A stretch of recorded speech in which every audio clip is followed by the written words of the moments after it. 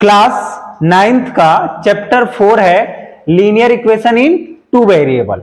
ऐसे ही हमको class 10th में भी पढ़ना है, ठीक। लेकिन क्लास 9th में है हमारा 4th chapter linear equation in two variable और 4.1 में दो ही क्वेश्चन है।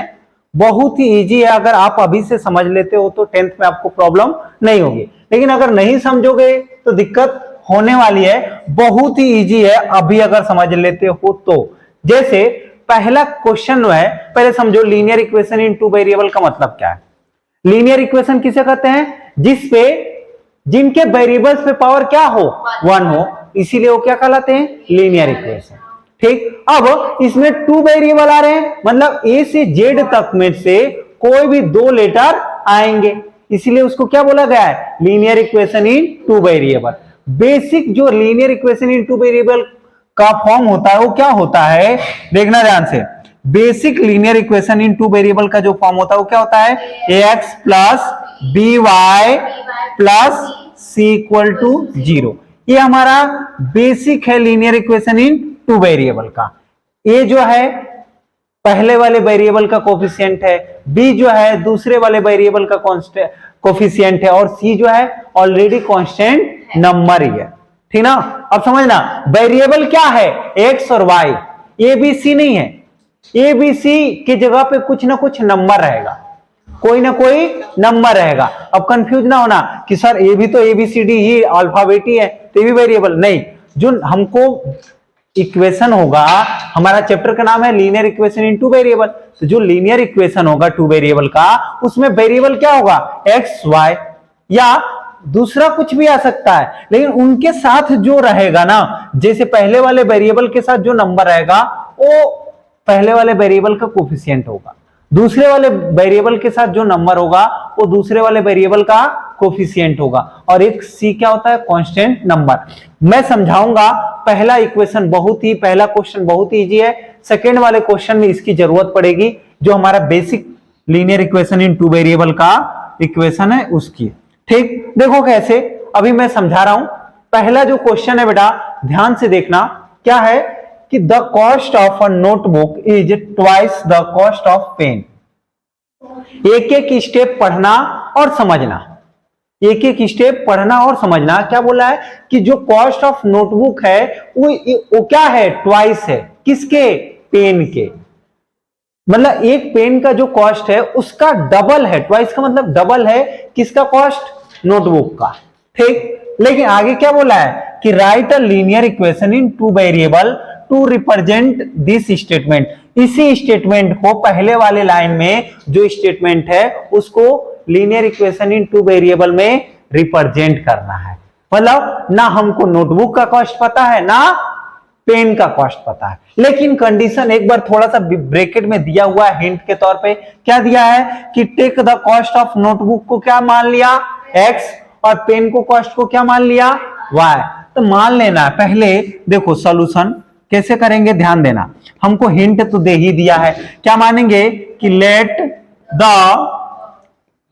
कॉस्ट ऑफ अ नोटबुक, एक नोटबुक का ना, तो नोटबुक बी एक्स, ठीक, या रुपीज एक्स या एक्स, ठीक।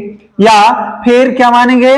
दोनों के कॉस्ट को मानना है, क्योंकि दो वेरिएबल मानना है, दो वेरिएबल आने चाहिए, तो दोनों के अलग अलग हम कॉस्ट मान लेंगे। हम डायरेक्ट लिख सकते थे कि पेन का जो कॉस्ट होगा क्या होगा? इसका आधा, क्योंकि पेन का डबल ए है, तो पेन का मानते फिर उसमें 2 से मल्टीप्लाई भी कर सकते थे, लेकिन इसमें हमको नहीं करना है। हमको एक दूसरे से रिलेट नहीं करना है, दोनों के कॉस्ट को अलग अलग मानना है। और कैसे? देखो, let the cost of a pen be rupees Y. Pen का कॉस्ट क्या हो गया? वाई। अब इसमें अपने को तो रिप्रेजेंट करना है किसमें? लीनियर इक्वेशन में। तो लीनियर इक्वेशन मतलब मैंने बताया a x plus B Y plus c, उसके फॉर्म में आना चाहिए। अब लेकिन इन्हीं दोनों को हमको कंडीशंस दिया हुआ है। कंडीशंस क्या है कि जो नोटबुक का कॉस्ट है ना वो ट्वाइस है किसके? पेन के कॉस्ट से। पेन का कॉस्ट हमने क्या माना? वाई, और नोटबुक का कॉस्ट क्या माना? एक्स। मतलब इसके क्या है? डबल डबल है कि नहीं है? तो हम क्या कर सकते हैं इसमें? Cost of notebook. हाँ देखो, अब देखो एक मिनट भाई बात समझना। हम इसको अकॉर्डिंग टू क्वेश्चन लिख दूं पहले, ठीक? क्या लिखूं? According to question, according to question. Question में क्या कह रहा है क्या नहीं कह रहा है पूरा विस्तृत करके आपको विस्तार से लिख रहा हूं, ध्यान देना, ठीक? क्या है कि बोला है कि नोटबुक का कॉस्ट कितना था बेटा? x और पेन का कॉस्ट y। अब हम इन दोनों को इक्विलेट करूंगा। कैसे? जो पेन नोटबुक का कॉस्ट है इसका डबल है, इसका डबल है, तो इसमें हम 2 से मल्टीप्लाई कर दे तो दोनों इक्वल हो जाएंगे कि नहीं? नहीं होंगे? अरे बेटा एक बात हमको, हमारा मेरी बात समझना, इधर देखो, जो नोटबुक का कॉस्ट x था वो पेन का कॉस्ट तो y था, लेकिन नोटबुक का जो कॉस्ट था वो पेन के कॉस्ट से डबल था। तो हम अगर, मैं इधर समझना ध्यान से, कि अगर मेरे पास इतना पैसा है कि आपके पैसे का डबल है, 2 गुना है, तो आपके पैसे में मैं 2 से मल्टीप्लाई कर दूं तो हम दोनों के पास इक्वल पैसे हो जाएंगे, हो जाएंगे कि नहीं? तो वैसे ही हमने पेन की जो कॉस्ट में अगर 2 से मल्टीप्लाई कर दिया तो दोनों का इक्वल हो गया कि नहीं हो गया? तो हमने क्या किया? पेन के कॉस्ट में 2 से मल्टीप्लाई कर दिया।